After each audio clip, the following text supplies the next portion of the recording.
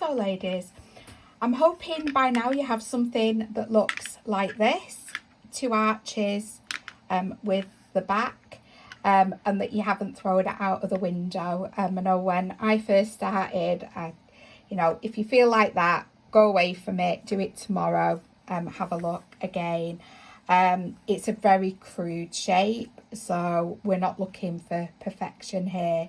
So you should be able to stand it up like this. And that's a great start, because if we can do that here, as long as we fell well under the hooves, and I'm going to show you how to do that, then your sheep will stand up on its own, and you're not going to need to put it on a plinth unless you want to do that.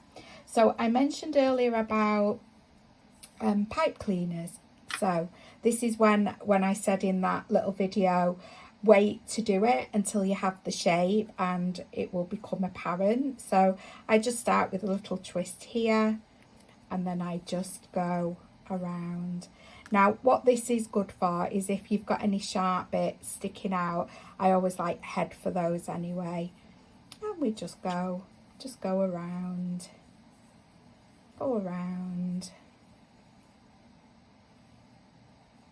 do a little bit extra at the bottom.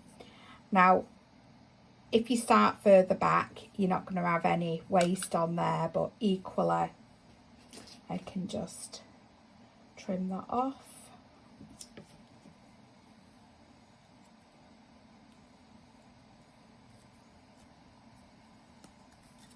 Okay, there we go, and I'll just use that here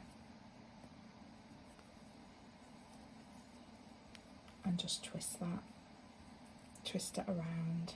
Okay, so you can carry on doing that until you cover all of it, and like I say, that just makes it a little bit easier, because as you know, you can't needle fell a piece of wire. If you do, you're gonna have a broken needle. So I'll show you how you can avoid that shortly. But if you want to use the wool version, I'll show you on this one. So just with a needle and thread, sew along that seam, and then we're doing exactly the same. So I'm just going to hold that rather than sewing it, and you're going to go around. Don't make it too bulky to begin with, just go around. See what I'm doing with my finger? I'm holding it, going around. Now if you're really new to needle felting, or you're a bit wary because of the needle, please use this, because it's going to save you a lot of hassle. Get to the bottom. Now when I get to the bottom, generally I put a little stitch in, and what I would do with that one is just carry on going up. Now if you feel the thickness of that compared to this, you know, this is great. You know, if this is all you have, it's fine. But with this, you've already got a thickness. So my preference, or my advice to you would be, use the wool jumper. Okay, so I just carry on. You see, I haven't actually done any sewing there, and it's in place, but I would recommend you put the stitching in.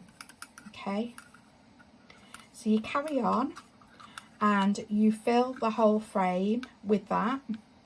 Take your time with it. The next stage that we'll be looking at is, and what you'll need for that, you're either going to use, I think my recommendation was use core wool, which is the cheapest wool, or use a carded. So this is a carded Cheviot silver. So I'm going to be using carded Cheviot silver in my make.